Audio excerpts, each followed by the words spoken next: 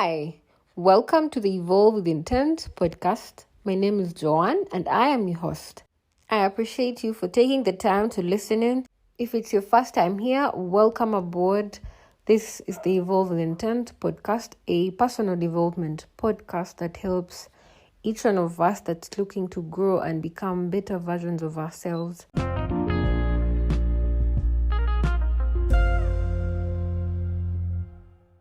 If you're one of the people that have been here long enough, then you know that throughout season 1, I did all those episodes by myself. So it was a solo session, and from what I shared in our previous episode, the rebrand and plans for season 2, I mentioned that I will be hosting other people on the podcast, and I'm very excited to tell you that our very first guest today is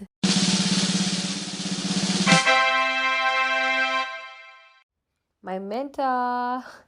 I'm sure most of you have seen me talk about him in my blogs or my episodes. I've mentioned him so much about the things he's taught me or told me that have made such a significant difference in my life. I met him about 2-3 years ago. I was about 23. I don't want to say that I was lost. I was more very contained. I was hiding in some shell for some unknown reason. And to think that once we got along, I was applying for a role. This is the story anyway. I was applying for a role during COVID. And I wasn't like the most qualified person really. At that point in COVID, I was doing something different from what I wanted to do with my career. And I applied for this role, very half-baked, very unexperienced. He will tell the story. But I somehow, as God would have it, I got the role. And since then, while we were working together, we started having these conversations about life, about growth, about what it is that I wanted to do with my life and where I wanted to be. That's why I want to emphasize to you that you need to find someone who is not related to you, someone who is gonna see you, someone who is gonna want to push you to become the best version of yourself. It's not something easy to find. It's not like you find a friend or a job, but I am praying for you and rooting for you that while you put yourself out there, that you find someone who sees the potential that you have and does not rest until you step into that best version of yourself. Because for me, I know the people that have seen me from, let's say, campus cannot believe the person I am today. And honestly, I also did not think that, 5 years later, this is where I would be. Or, I'm not like the most successful person, but the way my life has transitioned is such a mind-blowing experience. Yeah. And honestly speaking, I give 70% of the credit to him, really. Most of the things I have said and done and stepped out of my comfort zone to do were after we had these conversations, maybe once a month or twice a month, or as many times as we got the opportunity to speak.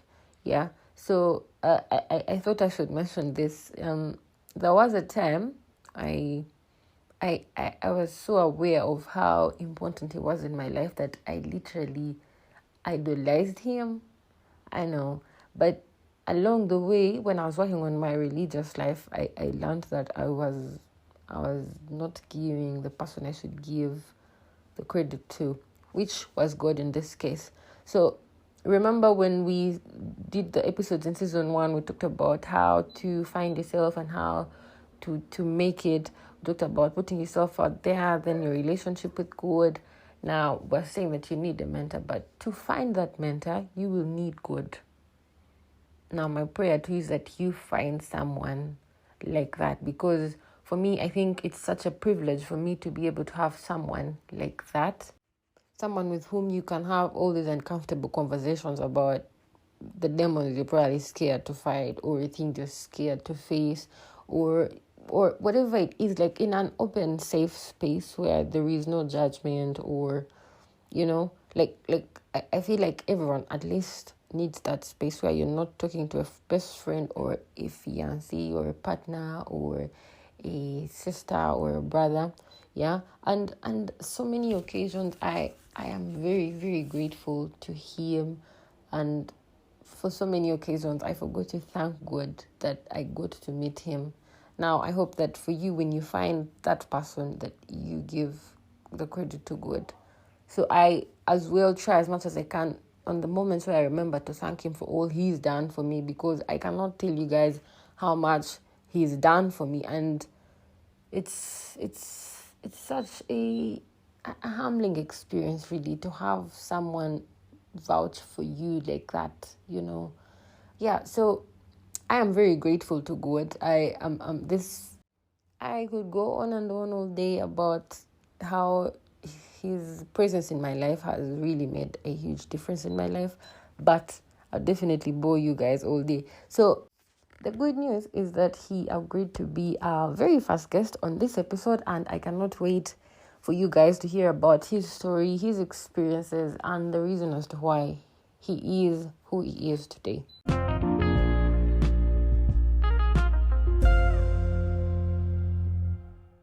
Hello? Yeah. Hi. Very. What are you doing? Uh, All right, let's start again. How are you? Fine, thank you. How are you? Yeah, I'm good. I can't complain. Blessed. Mm, Thank God. Okay, so thank you for making the time to feature on our second episode of the Evolve and Turn podcast. It's such an honor for me to have you as my very first guest. So I appreciate you taking the time. No problem. No problem. Yeah, this should be exciting. Well done on your rebrand. Thank you. Personally, I liked the previous, but yeah, this is a sign that you're growing. It's good. I love it. Okay. Thank you. Thank you. I appreciate the feedback. So, I mean, I've said so many things about you while introducing you. Do you mind briefly, in a sentence, telling us about yourself? My name is James J. Nawaka. I live in London. I consider myself an author, philanthropist, one could say that, and I'm the founder of Lenoir Foundation. Also a French bulldog owner. Um, yes, my dog, probably the best thing to ever happen to me. We take frequent walks, gives me time to reflect on those walks. So yeah, how do you feel being 26? It makes me feel so grown without so much to show for it. I'm not Yeah. getting, I don't have kids. I don't have, ugh, You feel like you don't have it together, right? You feel like you don't have it figured out when you're supposed to have to, right? yeah, That's how you feel. yeah. I'll tell you something. I felt exactly the way you felt in my early 20s. I felt that a 26-year-old is grown. A 26-year-old should have it all figured out. Okay. Um, a 26-year-old should, be at least have some prospects of having a partner and settling down and doing what's called the right thing. Mm, But to tell you the truth, when I now look back at my mid-20s, I feel I was very lost. But okay. that, like, I had no, I had no real purpose in life. I was doing what I thought was the right thing to do. So I was doing anything that could really like put money in my pocket. Everything was short term. I didn't make any long term goals, any long term decisions. I did short term things that put that have impact in my long term. The short term things I did when I was 24, 23 to those short-term things were such bad decisions that still impact me in my mid-30s. Okay. Okay. because I wanted to have it figured out. I wanted to look like a success. You know, I wanted to be in the crowd. Were you In at the that time crowd. thinking Huh? about at that time? Yeah. Were you thinking about your 30s? Were you making The a plan, or you were just trying to get through the day? 30s felt so old. I didn't think that far. I was just trying to get through the day, and I thought by me getting through the day, I wouldn't have to think about the future. I'll solve the future right now. So I was just trying to get through the day to the next day. Okay. And now, looking back, would you say, as of today, would you say you're on the right track of things, or do you feel like you've made any progress in trying to be a better version of yourself? Firstly, is finding out what the track is. For you to be on the right side of the track, you have to know the track. But that track is laid out individually depending on what you want out of life. So I know what I want out of life. So my everyday actions add towards that. Right now, it feels like the right track because I think I know what I want out of life. At 24, I had no idea what I wanted out of life. The world decided for me, really. I went with whatever felt cool, whatever would appeal to more people. I mean, you're 26. You gave a long list of things that you felt like you should have done, you Yeah. know. But is that because of what you want from it for yourself, or what you think society thinks you should have done? I never had anyone to have these conversations with when I was your age. When you say that, which makes me think of this podcast. Uh, it's such a beautiful time to be alive, to have people to talk to about these things and get there later and say, like, I don't want to have to say that. I don't want other people to have to say that. I wish I had someone to talk to about these things. It's very important. I didn't have podcasts growing up. You know, I wasn't a good. I didn't like reading, so I was just into popular culture. You know, Music and stuff. exactly. All that sort of stuff shaped my idea of what I think life is, what I should be achieving, what I should be having. But that stuff is not real. It's amplified. It's not real. It's marketing. It's advertising. You know. So I wanted to find out, yeah, what experiences have led you to where you are today? I mean, a lot happened. There must be things that were like you turning points for you to say, "En- enough with whatever is going on with the rest of the world." Like, what were those experiences that had you really think through your life and you're like, I need to get it together? How long is this podcast? Because I can tell you a number of stories. I have time. I Well, don't know about you. no, okay, no. What experience led to me where I am today? You mean? Yes. I'm assuming you're. I'm assuming you've read my book, Yes. or at least the first chapter. That there've been many experiences, right? As people, things happen to us, and we make decisions, and we have to stick with those decisions. There've been many experiences, but I'd say things like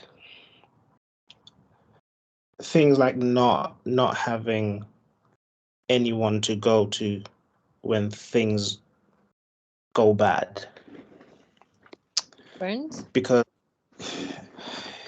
yeah, you could say that, Okay. but I am. I think you're aware of this. I am an introvert. Yeah. I Yeah. don't really, I don't really like to social much and really get close to people. Mm-hmm. And whenever there's a friendship, there's normally an exchange of value. Sure. So it's either you do something for me, I do something for you. I don't like. I just don't like to have relationships that there's no value coming from both sides, and and growing up, there were experiences whereby I found myself not wanting to fit in. Okay. But because of that, it caused me to also be really shy because I didn't understand why didn't I want to fit in like everyone else. I'll give you an example. It was sports school day, right? Mm. And I was in a 100-meter race. Well, I think it was like 200 meters, right? With the other kids. I think I was 7 or 8. So like everyone started running, obviously, go, everyone runs, right? Mm. But because I don't care about like being compared to everyone else in a competition, like this one was first, second, third, Mm. I just wanted to run. So so like, but the thing with just wanting to run and not caring, when you get tired, you'll stop because there's nothing driving you. Mm. Yeah. So I stopped in the middle of the race. I And that. Yeah, I stopped in the middle of the race. So everyone in the crowd is yelling, run, run, run. And then obviously I did run just to finish the race. Mm. But so my family in the crowd couldn't understand why it didn't bother me that I stopped. Like that I didn't win, I mean. Mm. It's because I didn't really care about being first, second, or third and get a medal. These days everyone gets a participation medal if you enter a run, but back then you really had to be top 3. Yeah. So yeah, so over time, I found that I was a bit different. Mm. And what I always say to people, once you know that you are different, you have to be careful how you enter the world. You know, you have to be very particular of who you introduce in your life, uh, and also be self-reflective, do self-audits, and those type of incidents. When every time I stood out by being not wanting to be compared, I always used to do a quick audit. But when I was younger, when I Mm. mean audit, I mean judging myself basically at that Yeah. moment, like why are you so weird? Yeah. So when I was younger, that's the type of thought I had. That okay, I'm different, I'm weird, maybe I'm not enough to be a winner. So I Yeah. always spoke to myself like that. That was my self-talk, right? So there were many experiences that led me to where I am, that led me where I am now. But I'm finding that those experiences felt weird. Those are ones where I made certain decisions about myself. Okay. So, uh, around your 20s, the time you were, I don't want to use the word reckless, but I'll just put it there. The time you were just leaving, lost, no idea what you're doing. I want to know what happened. When did you decide Uh, to take a different path or find yourself or okay, you want to know the truth? And I think yeah, what any were man. you arrested or No, you want to know the truth because I remember the moment. okay. Like any man listening would know like how heartbreak is. Okay. Yeah. Oh, I think women think that when someone breaks up with them, I think women think that they feel heartbreak. Nah, we hurt too. So so someone broke your heart and you yeah, this I I always say that every young man should go through a terrible heartbreak because it's at that moment where if there was ever something that drives men Mm, is like it's that feeling of making people regret doubting you, or like your ex sees you in a better position. mm, mhm.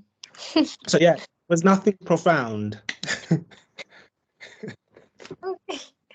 But then that, that led me to question myself, as in like, really like, what am I doing? Who am I? What I was doing with my life? And then at the time I just started university. I started going to the library because I didn't want to go home, because I used to live, like, when I was a student, I used to live like in a shared place. Okay. I didn't want to go home because it was just a depressing place to be by myself and deal with heartbreak. So I started going to the university library, and I started reading stuff. And I think that was the time when like motivational stuff was like the only thing people would post on social media. Mm. So I started getting into motivational stuff, personal development books.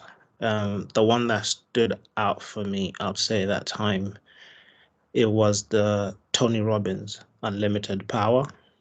Okay. I must have read that book at least about 5, 6 times, because it's the type of book that if you were to read it and put what's being said in practice for the next couple of months, it would take you a whole year to finish, basically, if you were being a practitioner of what the book was saying.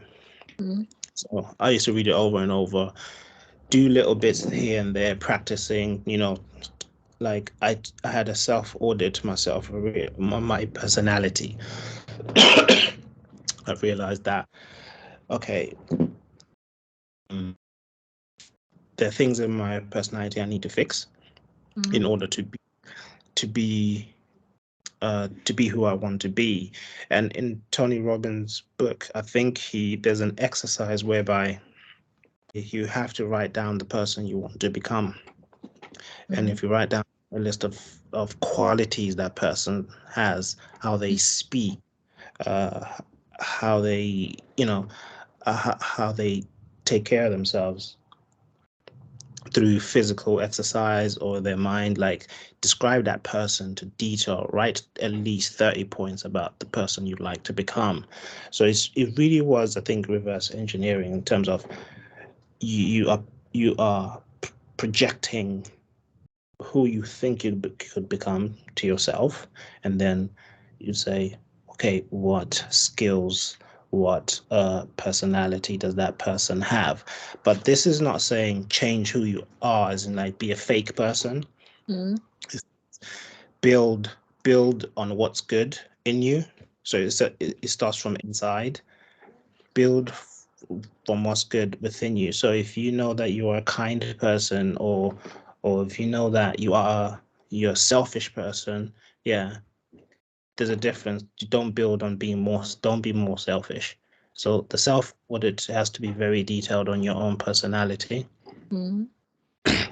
I'm not sure if you're aware, do you know a guy called Jordan Peterson? No, not really. Okay. He has an authoring program that you can do online. Mm. It kind of it's an exercise about yourself. You get to know your personality, and also you have to plan your year. You have to plan your life for the next decade. So after I did all of that, sorry, Do that. this was over a year of me changing myself, and the final thing was public speaking as well. Mm. Um, I found that it really, from someone who's an introvert and you're put in front of a stage, you really have to, really be brave to go out and do that. But at the same time, I have to think about, I wasn't born scared not to speak. Over time, I developed habits that made me terrified of speaking. Mm. So I had to put myself through that as well, and understand that, okay, the person I want to become, well, I'm not going to list the qualities here because some of the things are quite a bit personal. It's fine. Yeah, but so all of this was mostly Tony Robbins stuff and Jordan Peterson. and of course Malcolm Gladwell. So I started reading those personal development books because we didn't have podcasts. Well, I don't think I could even afford to subscribe to a podcast at the time because they were not free. But yeah, I didn't have much, and I started attending events Okay. that we like. I'm not sure if you guys have it there. It's a speaking thing. What's it called? University? Toastmasters. No, I don't think so. Yeah, it's a speaking platform. So I started doing Toastmasters as well, just to improve on eye contact with people, body language, and just be more confident. What are the 3 values or beliefs that have made you who you are today? Oh wow. I never really had to think about that. I think it's my belief that everybody matters. Throw more light on that. I'd want to. I found that I found that by believing that everybody matters, it made me not judge people by how they look, I Okay. always gave everybody a chance. I always gave everybody a chance to be a good version of themselves, as long as we're friends, as long as we're associated. Do you know what I mean? So yeah, it's just like I found that through that. I found that you get to know so many people, and people are more honest with you because they can sense that you actually care. Mm-hmm. And I think that's something I've always had as a kid. I like to help other kids. It kind of maybe took away the competitive edge in me, I guess. Were you competitive as a child? Not at all. I'm more competitive now. I'm more competitive now Why?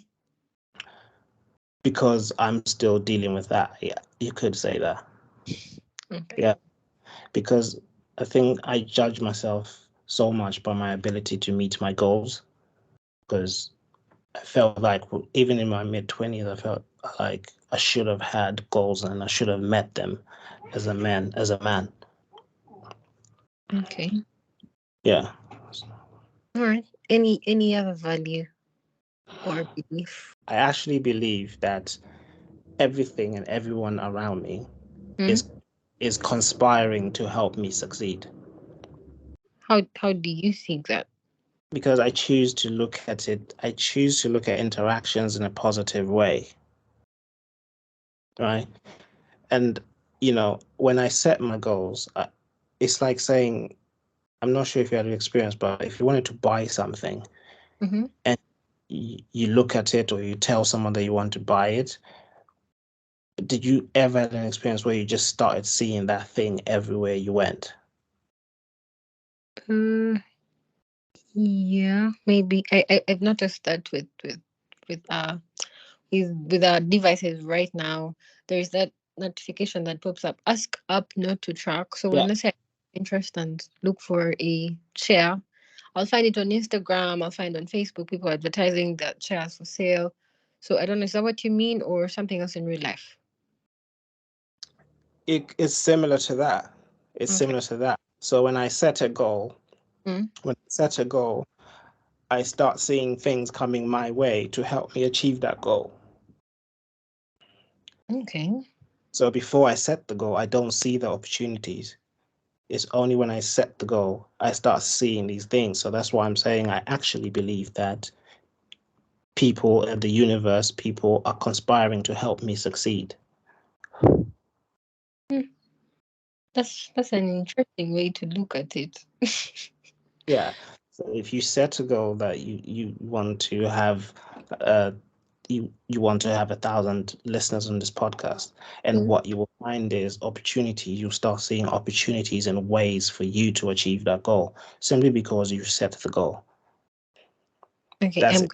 I'm I going to mean, teach you in this one. So, me in your life, which one of your goals am I helping you achieve? you see, I mean, That's a good question, actually. I never thought about it like that. I now just assume these things come to me. But at the time when you interviewed for the role, I was actually considering just to shut down the charity, everything. For real? Yes, I was actually considering that. Oh, and that happened. Please tell me about that. Sorry. Okay, so I set the goal because I wasn't happy with the people that I was currently partnered with in Uganda. Mm-hmm. I felt we didn't have the same goals. So I thought, okay, if I don't find someone who understands the landscape, someone who knows what it's like day-to-day life to live in Uganda, me and them will never be on the same page. Okay, because I've never told you this, but so you interviewed for the role. Obviously, I have to be honest with you, you were not the best. Yeah, I know. I was late. I showed up when I was partying. See, now it all comes out. So you were not the best of the bunch. There were way more people, obviously, who were more qualified for the role in terms of experience and skill set. You did put some things on your CV, which I still don't believe were true, but okay. It was that. And then when you interviewed, you waffled it so much that I was intrigued by your audacity, your confidence. Oh, no. Oh, no. That makes me sound like an imposter. Anyway. I think I had notes on your interview, and I remember telling Shadell that this could be the best decision or one of the worst. And by week 2, she was close to saying I should have just, yeah. Terrible. My God. Oh. I think the content you created in week 2, 3, and 4 was probably one of the worst at your time. I know. Because I have them all archived, by the way, so we can still go back to them if you want to dispute that. If we compare the content you created then and the content you create now, No, I to totally agree. MBM.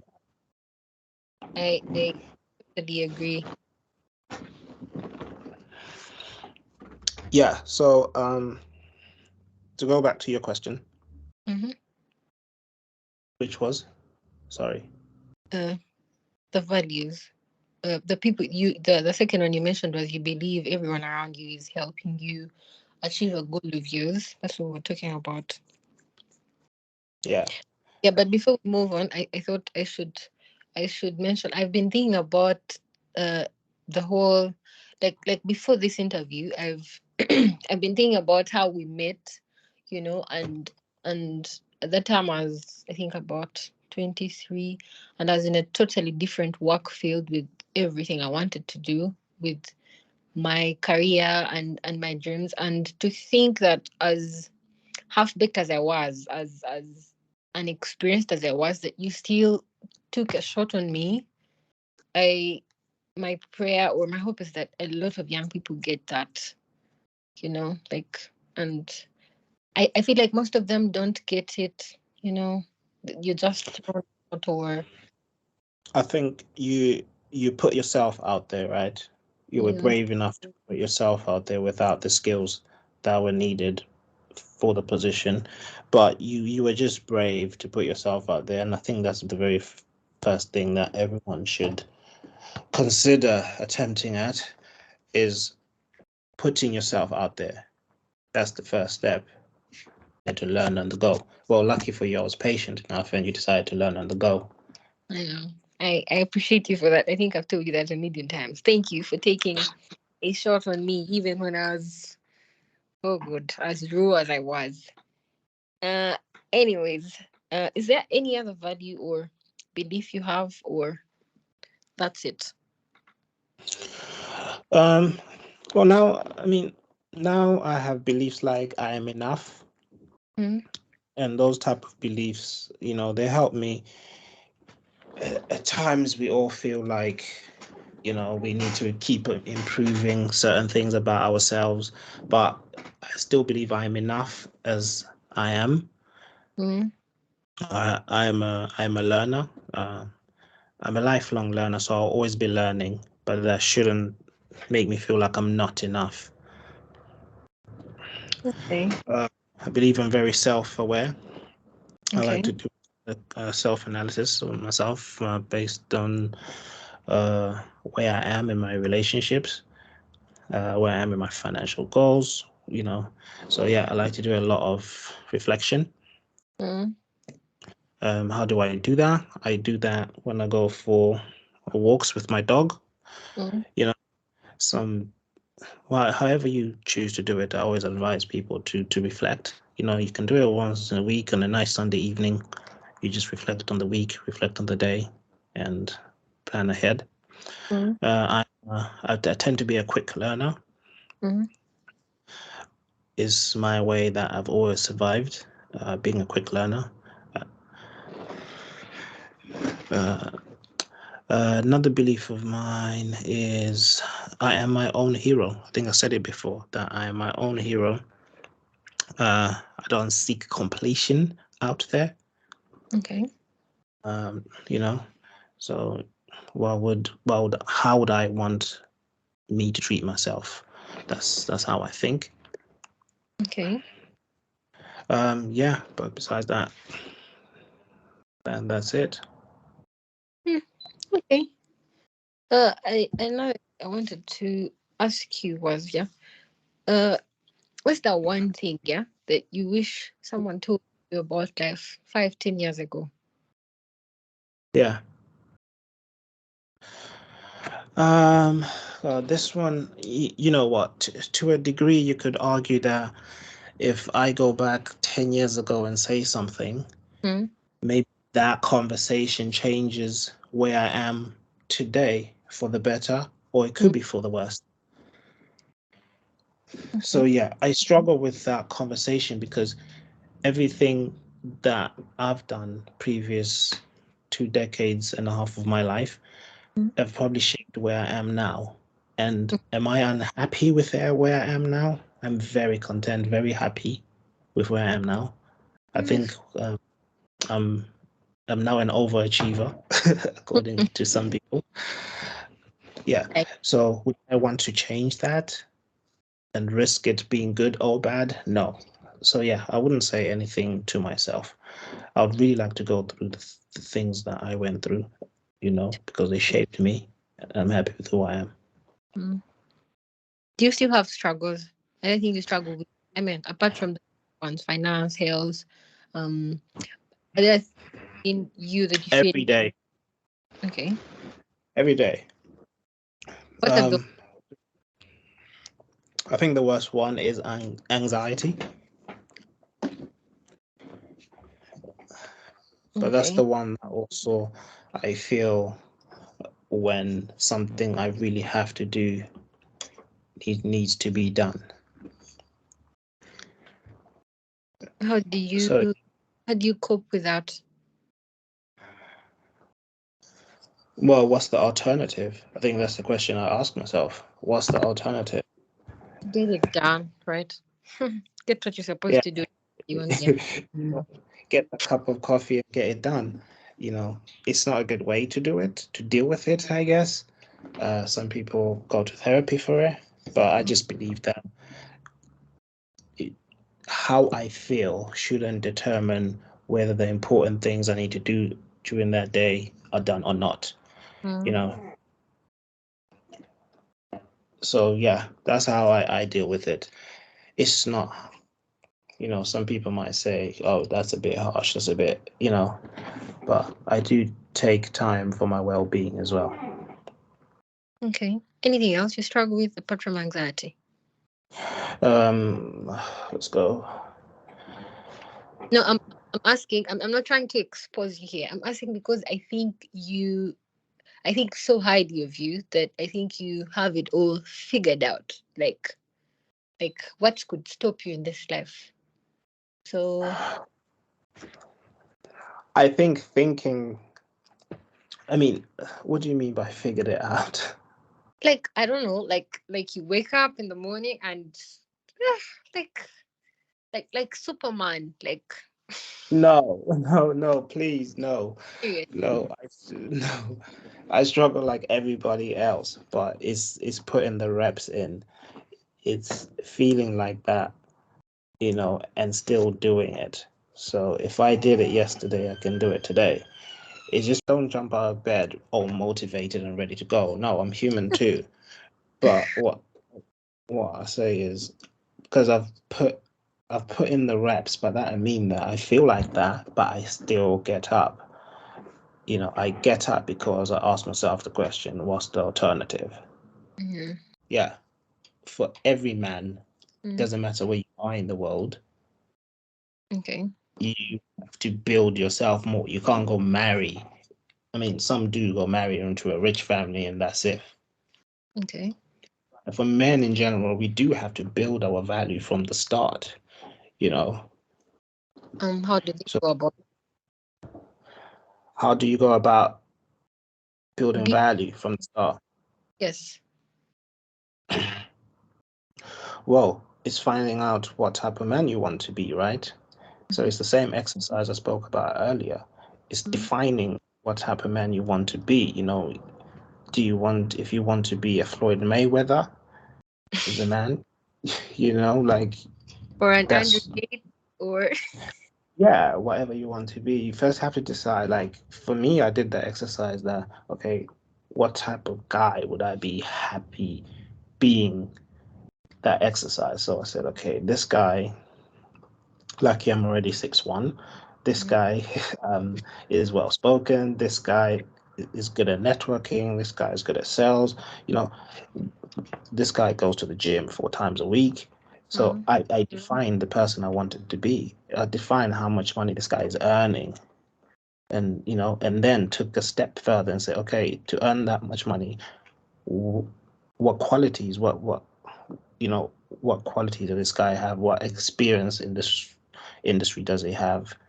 You know, so it's reverse engineering. So you have to define who you want to be first, true. and then Hmm. put yourself up there.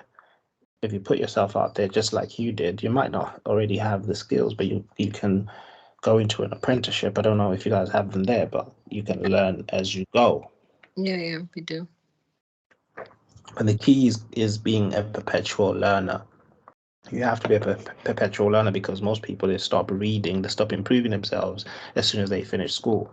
Mm. You know, so the key is you always have to be a perpetual learner. The challenge on here that even after your degree, we are as raw as I don't know, like you're clueless. Really, you're just okay. Like what now? Like you know. So you realize that like there's a lot of like you're literally starting from scratch. Your university degree was for you to maybe get a first class upper or like So your ideal situation would be you go to university, you come out and get a good job, right? uh, the list. I don't know, maybe or even how to get that job because I don't know. I don't know. I feel like the problem here is bigger than just a university education. It's where we live. It's our families. It's your friends. It's it's the mindset. Is it's how wild your dreams are.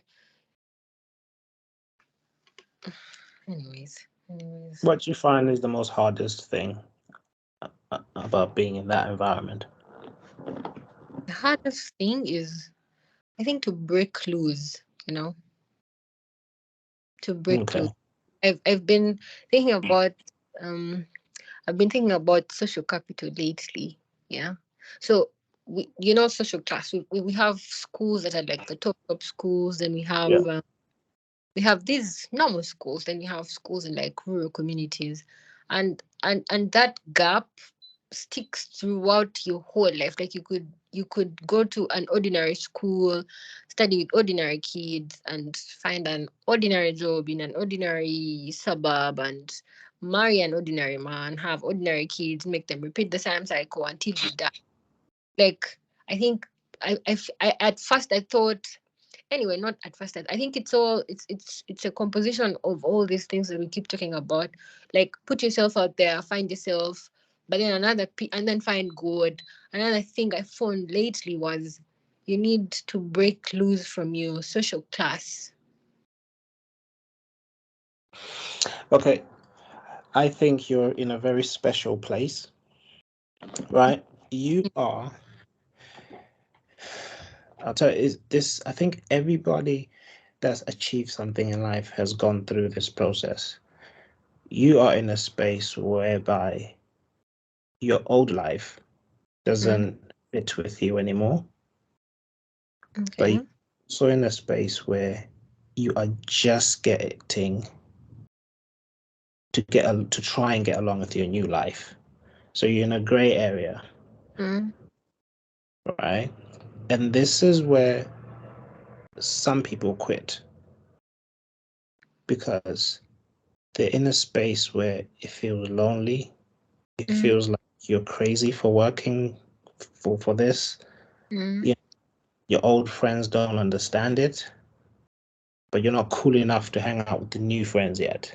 That Right. understand it. You Do you look like understand? that. So you're in that special place, and two things will happen. Maybe you be like, I can't handle this. I'm going out there, and you continue with your old friends. Mm.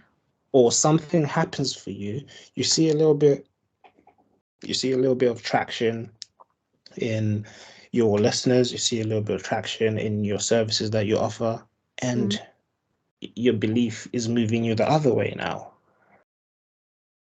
because you're seeing small wins for all the work you're putting in this space by yourself. Mm. My advice is to use to hold on and keep chipping on Okay. because you put yourself out there so much. You're always going to be in weird spaces, but the key is just keep chipping on, and then you'll get to a space where you're so comfortable in that space you'd want to move on again, depending on how much you want from yourself, on how much you believe you can achieve. What would you say to someone like me, or not like me, but someone who is really hungry? And I know I'm not the only one. Probably everyone else who's listening to this podcast is in that hate space. They're hungry, they're scared, they're timid, they're daring, but I don't know better. What would you say to them? What I say to you personally is um, trust your intuition. The reason I say that, I know that you are a good person. Okay. Um, you know, the things you do come from a good place. I would say trust your intuition. Okay. Um, I ask for your feedback when I ask you to meet people that we partnership, because um, I know that you can feel people. Mm. If you feel this person's a bit strange, this person's not right, I trust your intuition that much. Yeah, so I'll say trust your intuition. Thank Don't second yourself at all. No. On a less personal level, to everyone else, I would say put yourself out there. you. Mm. You know, put yourself out there. that's one of the best things you could do for yourself. And like I said earlier before, be a continuous learner, because as long as you're learning, as long as you put yourself out there and you're willing to learn, you'll get somewhere. Okay. I appreciate that. I appreciate you saying that. And I really appreciate you making the time to speak.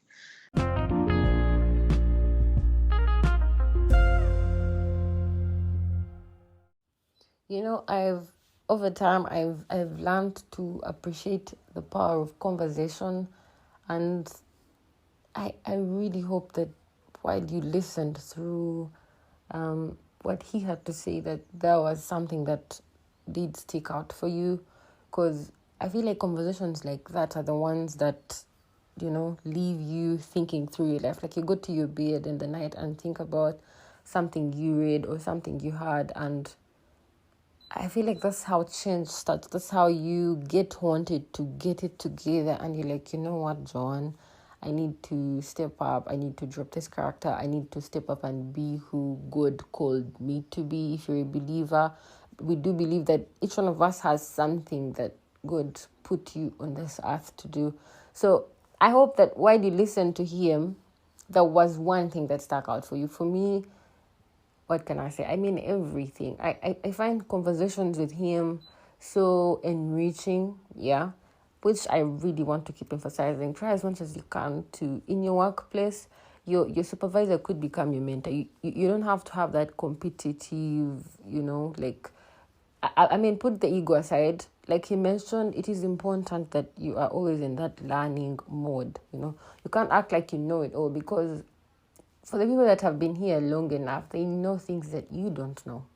So you have the opportunity to learn from them. You don't want... The one thing I want to really try and avoid, for me and for most of us listening in here, to get to a point where we say, I wish I had someone tell me this, you know.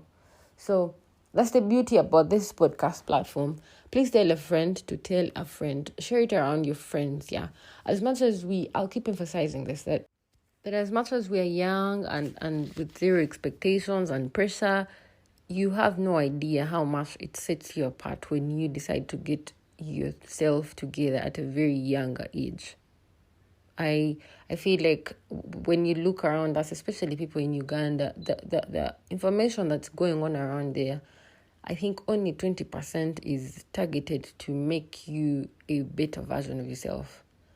I mean, while we're all carried away looking for money or trying to start a family or get married, or I don't know, while we're really stuck with chasing other things or having fun or doing all these other things that do not matter, I think the one thing that we forget to use to our advantage is that we are at a time where it is okay for you to go and try as many things as you can. So I am of the belief that the earlier the better, really. You have time, but you don't have time as well. So I hope this episode was resourceful to you, was of value to you. And thank you for listening in all the way to the end. I will see you in the next one. Bye, guys.